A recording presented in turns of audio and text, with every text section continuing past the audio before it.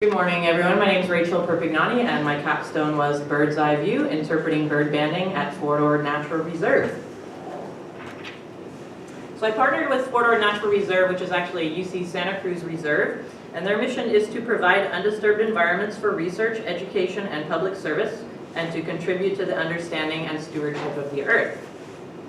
So although Fort Ord Natural Reserve is a UC Santa Cruz reserve, it's actually right next to CSUMB campus. So the northern part of the reserve, the main part with most of the trails up here, is about 2.5 miles, 3 miles from CSUMB campus. So that was convenient for my project.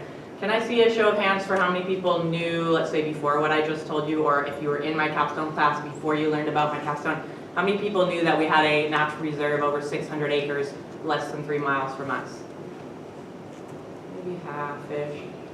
It's not a super random sample here, but okay. Interesting, thank you. So to introduce some of the mentors, on the left-hand side is Brett Tyler. He's the master bander at UC Santa Cruz, and he has just finished banding a hairy woodpecker there. I'm in the middle at Younger Lagoon Natural Reserve, one of UC Santa Cruz's other reserves, banding a common yellowthroat. And then on the right-hand side is Joe Miller. He's the field manager at Fort Ord Natural Reserve, and he was my chief collaborator, chief supervisor, chief maker of awesome things happen for my capstone. So he was super critical, and he has just finished banding a California scrub jay at Fort Ord Natural Reserve in that picture. So a couple of things that I wanted to look at: connectedness with nature. So that's like environmental attitudes, some of the stuff you heard about from Katie, positive or negative feelings towards nature and the outdoors. I also wanted to look at interest in a career in the natural sciences for the students that were coming to visit and participate in the program.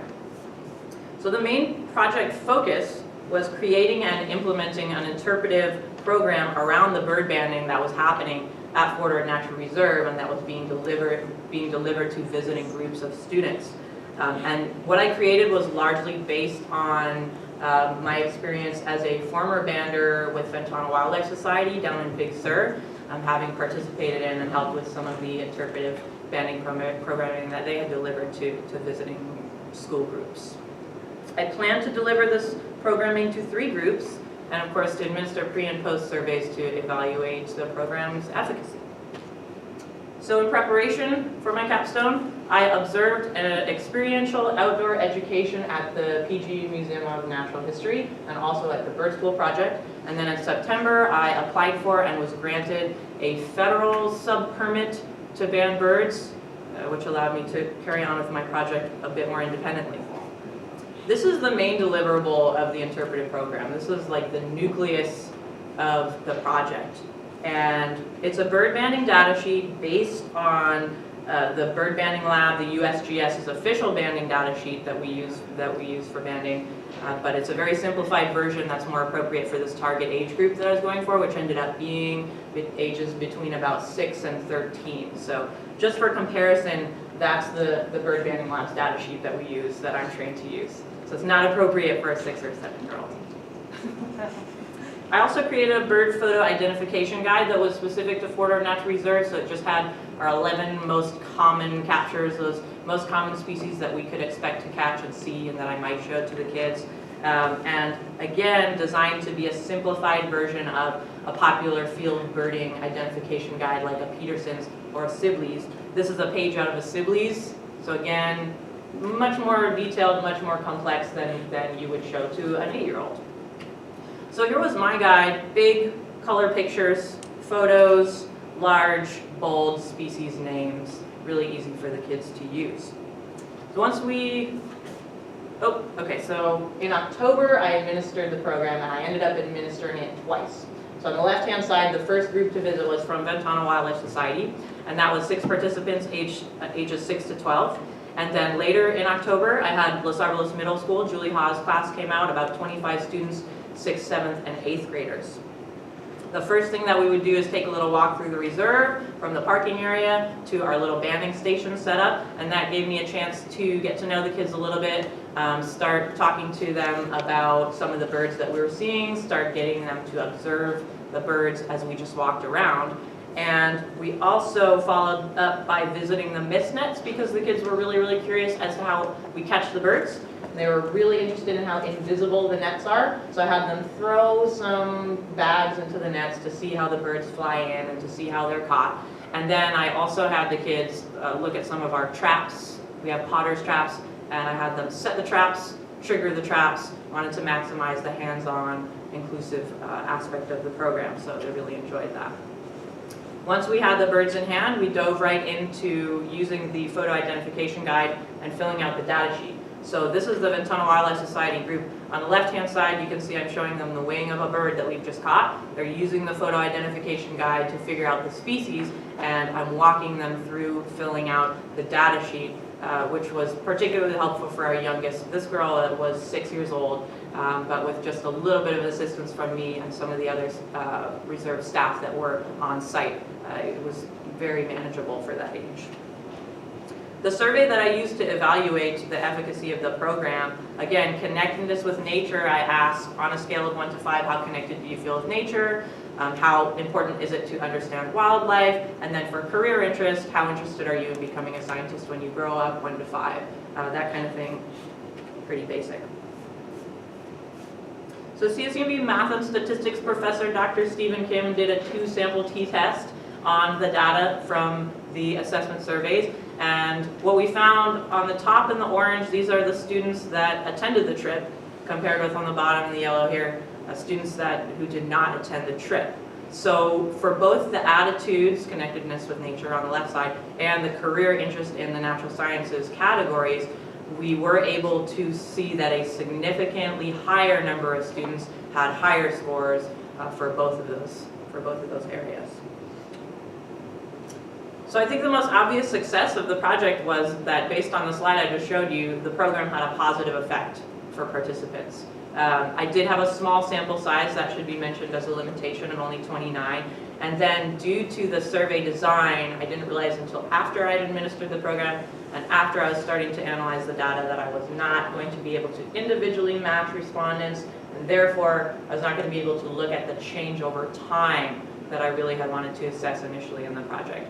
I also had a potential bias because there were students who did not attend the trip filling out the survey, so they may have been kind of pre-selected, like they already had lower scores for connectedness and for career interest in the science, so that's a potential bias. Any students who are interested in continuing this project, I would recommend, of course, improving the survey so that you can individually match respondents and look at change over time. It would also be kind of neat to evaluate knowledge acquisition and retention. So you could ask questions to see what they learned, what they retained. And then adding stations to the program could keep it a little bit more interesting, avoid repetition, keep their attention spans going.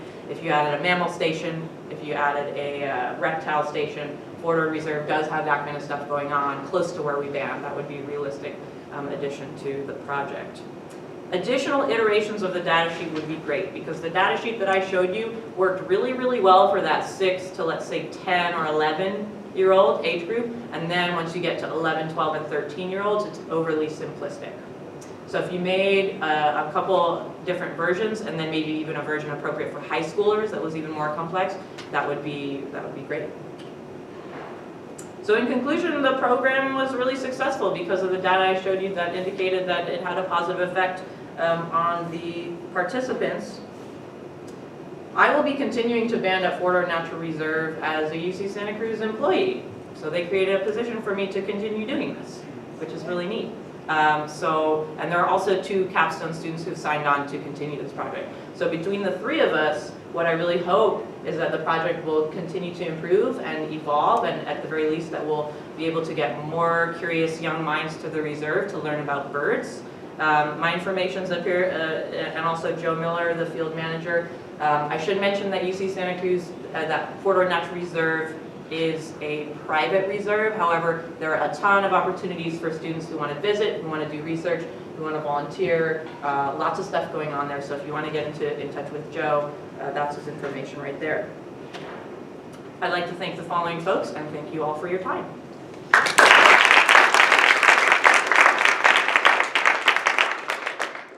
Any questions?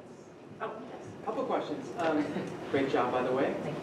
The 29 students that were part of it, how many of those did go through the experience and how many of them didn't? Or was it, did I get the numbers right there? You were right, yeah. That was for the post. I was able to work in the post data set and not really do anything with the pre.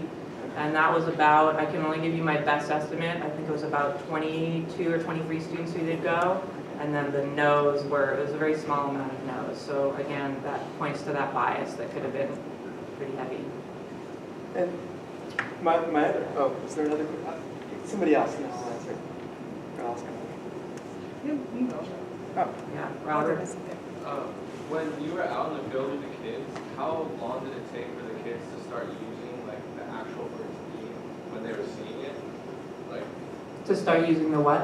the bird's name, you know, like I'm guessing the kids were like, oh, look at the bird. But like how long did it take for them to say like, oh, that's a scrub jay, or oh, you know, using those terms? Well, I'll be honest with you, I wasn't super keyed into that because that's a knowledge acquisition thing, which wasn't something I was evaluating. For the 6 and 7-year-olds, that's going to be a tough thing. We could have had a bird in hand and maybe it was a tufted titmouse or a dark-eyed junco, and 5 minutes later we're going to have looked at several birds and they're going to have a hard time. But we were writing that kind of thing down. So yeah, again, I'd love a continuing student to look at knowledge acquisition because that's kind of the realm of the question you're asking. At what age do the kids have the like manual dexterity to handle birds? Like, can the kids handle the birds like in that picture, or are they like too rough with them, or how does that work? Because of the federal permitting situation, I was not allowed to have the kids really handle the birds at all. What did happen, and I wish I had gotten better pictures of, was that when it was time to do the release, I would say, who can remember what the species of this bird is, what the name is? When we had the larger Los Arboles group, 25 kids, you know, the first person to say, oh, that was a dark-eyed junco, was able to release the bird, so they just hold their hand out, and then I would kind of plop it down there and say, 3, 2, 1, and they'd get some pictures, and that was as hands-on as the permitting would allow us to get with the birds. how often does it take to catch a bird in that net? Like every hour you get a bird, and do they just sit there until you get them? And how does that work? Yeah, I mean, the process of bird banding is a whole other thing that I've been training for probably for over a decade now. But the general convention would be that you would check the nets a minimum of a half an hour. At a very minimum, you check every net, and we had the staffing and the scheduling to do that even more, and to walk around and make the rounds. So yeah, the bird kind of sits there in the net until you come and untangle it. Yeah, but that's the methodology for banding. Most common. Yes. So as you've got more staffing, which congratulations, and the other capstone students, did you have some ideas about how to get even a wider range of school kids out and involved, and how we might be able to reach out to other schools that many of these are graduates from here and are well connected? And so I was just thinking, how do we make that next step? Any ideas? Yeah. Well, actually, I anticipate that being easy. I had one of the fellows on this list here, Darrow Feldstein, who's associated with the Bird School Project, gave me a long list of local teachers that he works with. And just because of the time frame of my capstone and some of the scheduling concerns, I didn't mention in my limitations that it is hard to schedule these kind of things, especially when you're trying to get students to the reserve and transportation and things like that. If I had had more time, I have those contacts, and I have the ability to reach out to a lot of local schools. So as an employee, as a UC Santa Cruz employee, I think that part will be kind of in the bag. Right, that's what I was thinking, for the next stage. Yeah, for the next stage. It's been a networking thing, basically, and I have those. Thank you a lot to Darrow. So, any more questions? Okay, Larry. I just have a comment